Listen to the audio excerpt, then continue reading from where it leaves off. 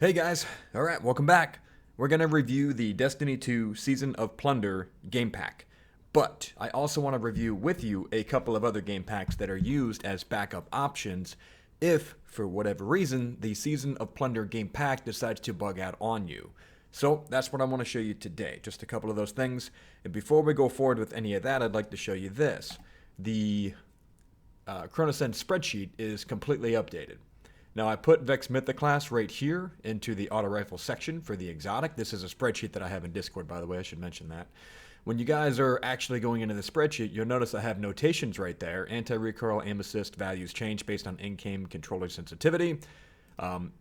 You should be able to view this when you're in the spreadsheet. You won't be able to edit anything, but I also have the actual definition of everything up here, so you can check that out. You can see what I was referring to. The main aim assist for Destiny. There's one called Controller and what it does, as well as Bats and what that does as well. The one that I prefer is Controller because it moves everything side to side. I find that to be more effective. The Bats one is what I think is typically used for Call of Duty, which seems to be effective over there, but for Destiny, it is not my preference. That diamond shape doesn't really work for me. Anyway, this is the spreadsheet right here. This is free to you guys. You can look at it right here. You can screenshot if you want. You can also come to the Discord server. I'll send you an invite. Let me know if you're interested in that.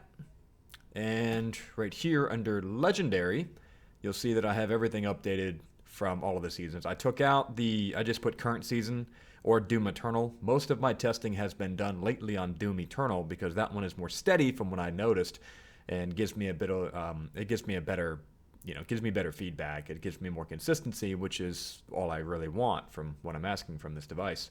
So hand cannons, 180, I have it separated in such a way that I tried to make it easy to read. I'm sure some of you guys are way better at spreadsheets than I am, but the values are here. It is in the Discord if you're interested, and if not, then you have it right here if you need it. So, all right, dudes, let's get into it. So, for the Cronus Zen right here, what we're going to do is we're going to connect our Zen from the right side of your actual device with the long cable, and as you connect, you'll see it read it, and then it pops up right through there. So this is your library, your compiler, your program, which is what we're going to be using right here, the device and MK settings. Now, there is a couple of things to look for this. MK settings is something I am planning on reviewing that one day. I couldn't get it to work the last time I tried it, but there is an actual update. So right here under all, you can save them. There's the newest ones on the market right here, but all is what we're going to look for today. When you scroll down, it's alphabetized, so that helps out a lot. We're going to go right to here. Seasonal Plunder is the first one we're going to do. Click this and drag it down to slot number 1. It's going to immediately pop up with all of this. So you'll be able to see what we're looking at for Seasonal Plunder, which is right here. Tons of stuff, okay? That is a lot of controller button layout stuff. This is what we're looking at. The goal is to make this match your in-game button layout. Now, these all match from the in-game setting that I have already, so I don't have to move any of this. But if you're interested in what any of these do, if you scroll over it, you'll notice it says match this to your in-game button loadout. And if you run any of these other types of things, such as Puppeteer, such as Green Thumb, I don't even know what those are. I don't run those. But you can set your melee button wherever you want. So if you want your melee to be somewhere else, you can do that with this. If you want your fire button to be somewhere else, any of these, for example, D-pad up, I find that to be kind of weird, but that's up to you. You can go ahead and set it up that way. If you want your ADS button to be different, there you go. So you get the idea. You can set up your crouch button to anything that you want. So for example, if you wanted to set your crouch button and your aim down sight button to the same thing, then you'd be able to do that. And then you could do what I see so many people doing nowadays, which is crouch spam as they're trying to fire. I'm sorry, but it's really funny to watch you guys do that. It's making me laugh because you're not hitting your shots. But whatever, you do you. I'll do me. Anyway, that is really cool that they made this addition to it. Dead zone, if you want to enable this, feel free to do that. The more you go in this direction, the less the dead zone is effective. If you want to use it, I'd suggest starting it in the middle, and then on the Cronus Zen, you can play around with it, adjust to higher and lower. So the lower the setting, the less likely it will work. The higher the setting, the more dead zone you get on your joystick. So when you move around, it's going to have an effect. So this will give you the definition when you scroll over it right there. I'm going to disable mine because I already have mine set up in Xbox with my controller. So not worried about that. Okay, first one right here. This is the main stuff that we look for when we use this device. primary weapon, anti-recoil, inverted Y button, okay? That's how I use mine, by the way. If you don't use the invert because you're normal, then you would just click enabled. And then, again, read the description if you have any questions. Take your time with this. Make sure we get it right. From there, you would choose your anti-recoil. I always start off at 40. That's a nice round number, and that seems to be what most weapons in Destiny are tuned around. So for me, anti-recoil, and I'm putting it at 40. And that's just where I decide to put most of it. There is, most of the time, when you look up on like LightGG or some of these other websites, anti-recoil, horizontally speaking, a lot of the weapons tend to pull to the left, not very many pull to the right. So you could probably start with this over here to the negative. Now, when you go negative, it means that it's pulling it the other way. So if you go all the way this direction, it's going to pull your weapon to the right. So start it off at 0.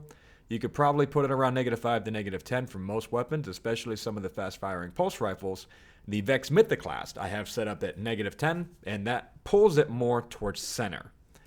All right, so anti-recoil for your secondary weapons, such as your fusion rifles, such as your sidearms. I know they're all interchangeable now, but traditionally what I run is a pulse rifle and then a sidearm, and I keep those anti-recoil-wise at inverted, and then I put it to wherever I want it to be. So I start this one usually off at 50. And also make sure this lines up as well for your heavy. So if you're using any anti-recoil valve for like the heavy machine guns, then make sure you keep it at whatever you got, inverted or whatever. Now, aim assist is a question that I get a lot of, and I want to talk about that real quick. What I have in the spreadsheet, as you'll see, is right here, controller 35. Really, it only needs to be 10, 20, 30, 40, or 50. And what that does is it's something that increases the reticle friction on your joystick. So 35, I find that to be comfortable for screen shake, but the efficiency of it has to do with the round numbers of 10 to 20 to 30 to 40. So if you turn it on to 10, it is working, and then the rest of it has to do with how much you feel it working. But just turning it on, it is working. So what I do is take this one and I put it to controller. That's the one that I prefer, and the only setting you have to worry about is right here. So you can tune this wherever you want. Start off at 40, and if that feels like too much screen shake for you, drop it down to 30, and that should feel pretty good. Now, the next one that, you see all these other aim assist settings down here, strength and step and all that, that has to do with bats. Oops, I missed it. Bats right there. So aim assist, the main stuff for bats is ADS step, meaning aiming down sights step adjustment when you step forward and move. And then aiming down sights with strength, the two adjustable values right there, I would leave them right where they are. Now, the reason I say that is these have been tested already by the guys that have developed these game packs, and those two values, 8 and 13, were found to be the most effective. The rest of it has to do with preference. It's up to you. But I would keep it on controller at 30. I find that to be the best setting for most weapons in Destiny. All right, ADS fine-tuning. If you are a sniper and you want your actual controller, your stick to slow down as you aim down sight, this is what will do that for you. When you hold down the aim down sight button, it will slow things down for you, meaning you will not be able to move your thumbstick as quickly. So you won't be able to do any drag scopes or any drag shots. But if you are aiming down a lane and you're strafing back and forth, this helps to keep you slower, basically. Now for Destiny, it doesn't feel like more precision for me, but maybe one of you guys would use this and feel like it works for you. I don't use this. Last time I tried to use it, it didn't feel like it worked well for me. But it's up to you guys if you want to try that out. So, hip fine-tuning allows you to fine-tune your fire sensitivity independent of in-game look sensitivity. So when you look or when you let go of the fire trigger, from what it says right there, your sensitivity will revert back to whatever in-game settings that you have. When you enable it, it changes that, and then you can change the value accordingly. So it's up to you. Here's the other big one. So fire mod activation. Always put it to adjustable rapid fire. Don't worry about the rest of these. You can do these if you want. I don't think you need to. Melee shot is a new one. So if you have a shotgun and you're running around like crazy, this will immediately melee somebody if you shoot and pull the trigger with your shotty, right? Now, this is if you're running a shotgun with your primary. That would be my suggestion because, shotguns have been nerfed several times over. So put on a lightweight shotgun, run forward, shoot your shotty, and this will melee automatically after that first shot. As many times as you can pull the trigger for shotgun, the melee will pull out every single time after that. For what I'm using this for, which is pulse rapid rapid fire, just holding it down right there is perfect. Do not touch this. Leave this at 5 or 6 and you'll be fine. Don't worry about the others. So custom fire, don't worry about those. I've not found any success with those. Leave it at 250. Now, I'm going to keep this one disabled because if I wanted to run a fusion rifle, then this would be something that I just leave alone, right? I know this one says here fusion rifle. What this does is if you pull the trigger once, it will automatically fire your fusion. But in competitive play, that could be a bad thing. So I'm going to recommend you stay away from that. If your fusion is going to fire, then you have no choice but to fire it. You can't bait somebody around the corner, hold the trigger down, let it go so that you time it out where it's like, okay, they slid around the corner, but they didn't come all the way around the corner. It just causes more issues. So I would leave that one alone. All right, and heavy mod, same thing. Heavy, this is slot 3. I'd leave that one alone as well. Now, here's another big one, fire mod activator. You want to make sure you fire instantly, whether you're ADSing or not. You can set it up so that it only fires while you're holding down ADS. This is effective if you're using the last word, for example. So you would have to set this up with last word together. Anti-recoil would have an effect on the last word if you set up the anti-recoil value with ADS and fire, or if you have it fire no matter what. So those two both work for the last word. All right. Fire only would mean the ADS is blocking the mod. Don't worry about that. This is when you activate the actual fire, this thing right here, the adjustable rapid fire. So I would say leave that one where it is. That works perfectly fine. Drop shot doesn't work in Destiny because we do not go prone. But if you wanted, you could activate this. And what you would do is every time you shot your weapon, you would crouch. So if you have a hand cannon that's on rapid fire, you would just crouch up and down like a crazy person. This is the one that I see all the time that makes me laugh, by the way. So, or you constantly jump while shooting, which is, you see that right there. Jump, spam, constantly jumps while shooting. Probably effective for the new Modern Warfare coming out, but for Destiny, I'm going to say no on that one. All right, you can disable if you want. Auto melee is pretty cool. Auto reload, say no to that one.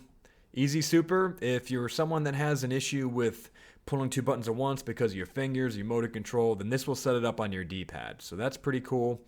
Unfreeze and AFK mode, I am not sure about these two. AFK mode is where you're doing AFK farming. This will give you essentially the ability to stand somewhere and move without being kicked from a game. So if you wanted to stay somewhere and just get XP points, it would run you around in circles while you know, if anyone on your fire team or anything is doing anything, then you'll get XP that way. This is kind of cheesy to me, so I wouldn't suggest it, but it's on you guys what you feel like doing. Auto revive. This is a big one for Trials of Osiris. You press the button once, and then you'll revive somebody automatically. Again, if you're a competitive player, when you revive people, sometimes you have to let go of the revive. So this will make you revive the entire way. There's no way out of it. So I don't like things that do that, but again, personal preference. All right? Sparrow Sprint is really cool. Essentially, always on, press sensitive. This is a really cool option to have. If you move forward at all, you're sprinting. The way to get out of this is to crouch so that you can crouch and watch forward. This is super effective for hunters and warlocks when you have the ability to crouch and walk forward more quickly and stay off radar. And then if you're using a shotgun, for example, this will make you run no matter what. So if you run, dodge, if you slide, you will immediately go back into a sprint because this is turned on. It's really cool. And it's super easy instead of having to mash the button and press forward on the left joystick. So that's something that you guys might want to look at. Okay, now what I mentioned before. This is Destiny Season of the Plunder. Below that is the 32-bit M&K. We're going to have to go over that another day, but that's there. So there is a mouse and keyboard with the settings, which is right here, by the way. So if you go to the tab, we were in Programmer, now on M&K. There's a loadout right there that would be loaded in with that game pack. So if you hooked up the Zen to your Xbox, then you would have both of these things running, and it would allow you to plug everything in, use settings that you would space into yourself right here. You could save it. You see there's different, the ADS, what's going on in these different areas, the hip. Pretty cool. So something to consider one day, and maybe we'll work on that. So I mentioned Doom Eternal as my backup. The reason I say that, Doom Eternal is a basic, this used to be what Destiny was. You have one option for everything. So when you turn on, for example, Anti-Recoil, it is on no matter what weapon you're using, no matter if you're using slot 1 or a primary weapon or secondary weapon. That's pretty effective to me because sometimes the primary and the secondary in the Season of Plunder pack bug out, so then they switch stats on each other and you have to reset it. if you're in a competitive match, that can be incredibly frustrating. So this is my backup if that's happening too often. I like this one because this one is consistent and it doesn't fail me. So this is just aim assist, you're enabling it, boom, and then you can adjust as you need to from there. 35 to 40 is perfect, all right? Active fire mod, turn it on, because if you're using a pulse rifle, then it just fires it fully automatic, which is great. All right, so I wanted to show you that one real quick because this was the basic mod setup that used to be Destiny 2 until they upgraded everything with all the different settings. It became popular. Anyway, so there's that one. The other one that I wanted to talk to you about is right here. This is called Fps Masters. So scrolling all the way down to Fps Master, this one has everything you could possibly imagine in here. I'm not going to go over all this today, but you guys can check it out and remember the things that I've taught you. Go through this and just read what these things are so you can figure out what it is that you want to put on your weapons. For example, anti-recoil mode. If you want to use legacy or smart, you can do that. If you wanted to use this is what I would use, by the way, the inverted y-axis. Make sure this is disabled. Then for profile 1, no matter what it is, this would be slot 1 for Destiny.